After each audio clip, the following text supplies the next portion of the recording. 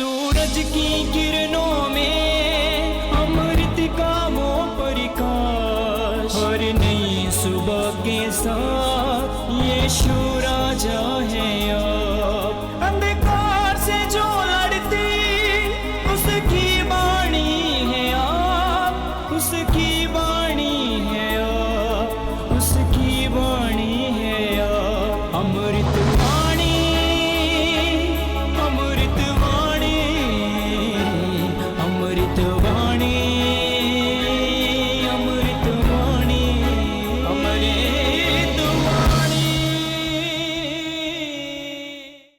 पहला पाठ प्रेरित चरित अध्याय 25 पद संख्या 13 से 21 तक। राजा अग्रिप्पा और बेरनीस कैसरिया पहुंचे और फेलिक्स का अभिवादन करने आए। वे वहां कई दिन रहे और इस बीच फेस्तुस ने पौलुस का मामला राजा के सामने प्रस्तुत करते हुए कहा, फेलिक्स यहाँ एक व्यक्ति को बंदी गृह में छोड़ गया है। जब मैं यरूशलेम में था तो महायाजकों तथा नेताओं ने उस पर अभियोग लगाया और निवेदन किया कि उसे दंडाज्ञा दी जाए। मैंने उत्तर दिया, जब तक अभियुक्त को अभियोगियों के आमने सामने ना खड़ा किया जाए और उसे अभियोग के विषय में सफाई देने का अवसर ना मिले, तब तक किसी को प्रसन्न करने के लिए अभियुक्त को उसके हवाले कर देना यह रोमियों की प्रथा नहीं है। इसलिए वे यहाँ आए और मैंने दूसरे ही दिन अदालत में बैठकर उस व्यक्ति को बुला भेजा। किंतु जिन अपराधों का मुझे अनुमान था उनके विषय में उन्होंने उस पर कोई अभियोग नहीं लगाया। उन्हें केवल अपने धर्म से संबंधित कुछ बातों में उससे मतभेद था और यीशु नामक एक व्यक्ति के विषय में जो मर चुका है, किंतु पौलुस जिनके जीवित होने का दावा करता है। मैं यह वाद विवाद सुनकर असमंजस में पड़ गया। इसलिए मैंने पौलुस से पूछा कि क्या तुम यरूशलेम जाने के लिए तैयार हो, जिससे वहां इन बातों के विषय में तुम्हारा न्याय किया जाए।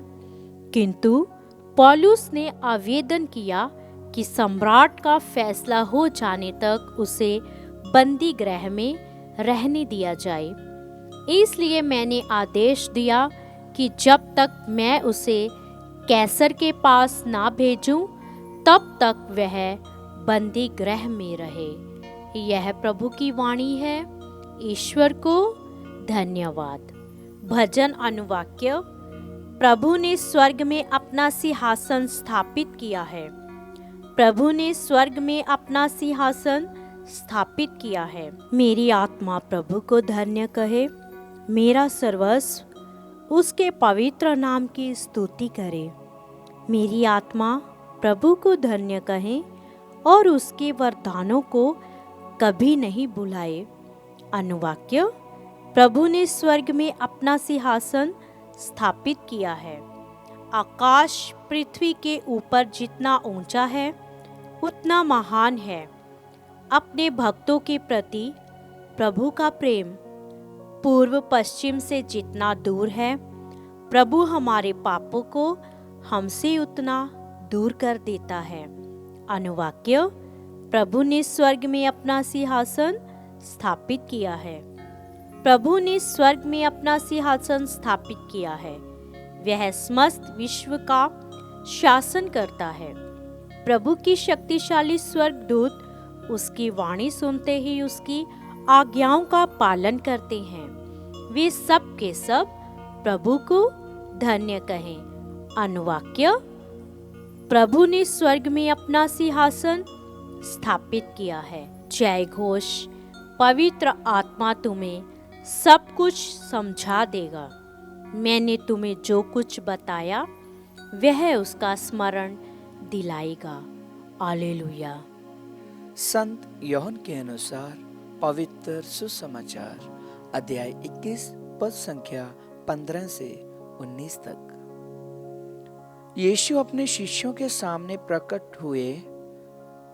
जलपान के बाद उन्होंने सिमोन पेतरुस से कहा, सिमोन यूहन्ना के पुत्र, क्या तुम इनकी अपेक्षा मुझे अधिक प्यार करते हो?